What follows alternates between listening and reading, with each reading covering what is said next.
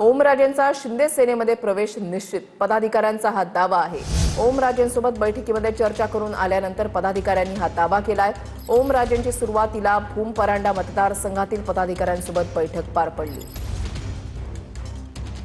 या ठिकाणी सामान्य माणसाची कामं होत नव्हती, कार्यकर्त्यांना न्याय मिळत नव्हता आणि या धाराशिव जिल्ह्याचा जर अनुशेष भरून काढायचा असेल तर त्याला केंद्रीय पातळीवर खासदार ओमराजे निंबाळकर साहेबांचं सत्तेत जाणं हे आमच्यासारख्या कार्यकर्त्याला योग्य वाटतंय। खासदार ओमराजे निंबाळकर साहेबांनी याच्यावर तातडीने निर्णय घ्यावा हे सुद्धा आम्ही बैठकीमध्ये खासदार साहेबांना सांगितलं। काय म्हणले निंबाळकर साहेब? या ठिकाणी सकारात्मक प्रतिसाद त्यांनी दिलेला आहे। खासदार साहेबांनी सत्तेमध्ये जाणं ही काळाची गरज आहे, कारण शेतकऱ्याचे कामं होणार झाले, लोकांची डीपीचं कुठल्याच ह्याचं शेतकऱ्याचं किंवा सामान्य माणसाची कामं होत नाहीत।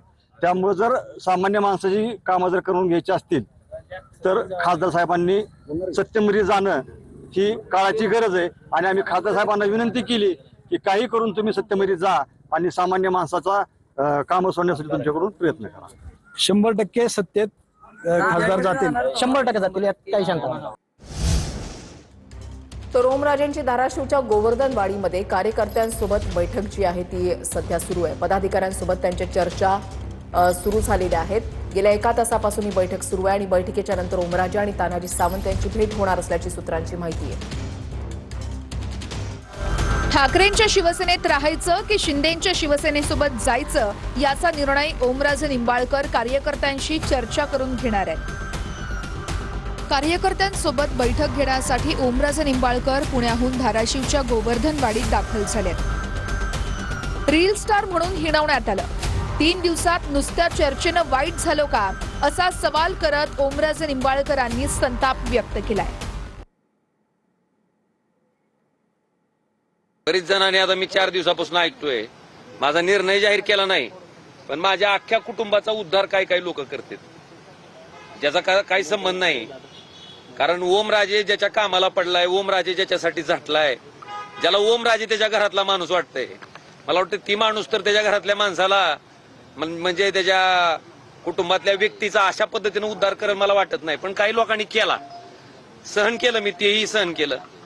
पण मला एवढंच म्हणायचंय की ह्या राजकीय प्रक्रियेमध्ये माझ्या कुटुंबानं नेमकं तुमचं काय वाटोळं केलंय, माझ्या कुटुंबातल्या कुठल्या व्यक्तीनं तुम्हाला त्रास दिलाय? बरं, माझ्या निस्त्या चर्चेनं जर मी 3 दिवसात इतका वाईट होत असेल तर खरंच इतका वाईट आहे का मी? बरं, रील स्टार म्हणून माझी हिनवणी करते।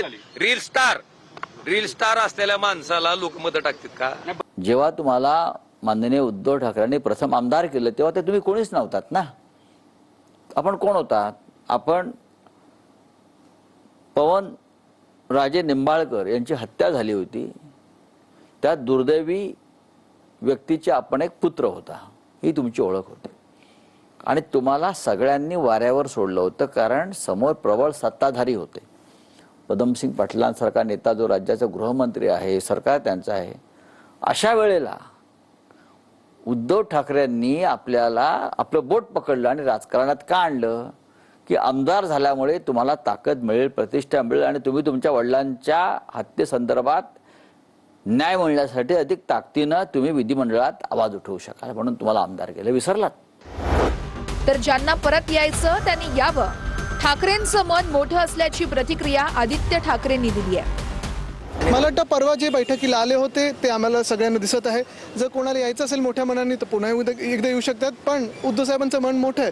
महत्त्वाची गोष्ट हीच आहे, जे कोणी पक्षाच्या विरोधात जातील त्यांच्यावर कारवाई होणार। तळ्यात म्हणत असो पण डुबं नाही हे त्यांच्यावर आहे। ठाकरेंच्या शिवसेनेचे आमदार कैलास पाटील आणि वरुण सरदेसाई यांनी ओमराजे निंबाळकरांची मध्यरात्री भेट घेतली आहे। तिघांमध्ये 1 तास चर्चा झाली आहे। तर ओमराजे पक्षात राहावेत यासाठी मनधरणीचे प्रयत्न सुरूच राहणार अशी प्रतिक्रिया कैलास पाटील यांनी दिली आहे। आम्ही प्रयत्न करतोय, आमचे प्रयत्न चालू राहणार आहेत एवढंच।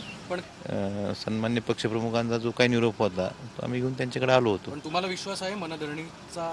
आम्हाला तर विश्वास आहे। मैत्री निभावतील असं वाटतंय का?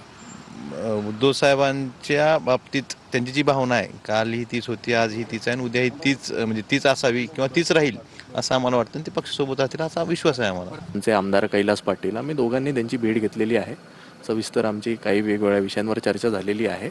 सगळ्या गोष्टी काही माध्यमांसमोर बोलण्याची गरज. आजही ते शिवसेना उद्धव बाळासाहेब ठाकरे पक्षाच्या मशाल चिन्हावर निवडून आलेले धाराशिवचे खासदार आहेत. पक्ष म्हणून त्यांच्याशी जर चर्चा संवाद होत असेल तर ती करायला काहीच हरकत नाही. असे अजून एक खासदार आहेत की ज्यांच्याशी संवाद सुरू आहे.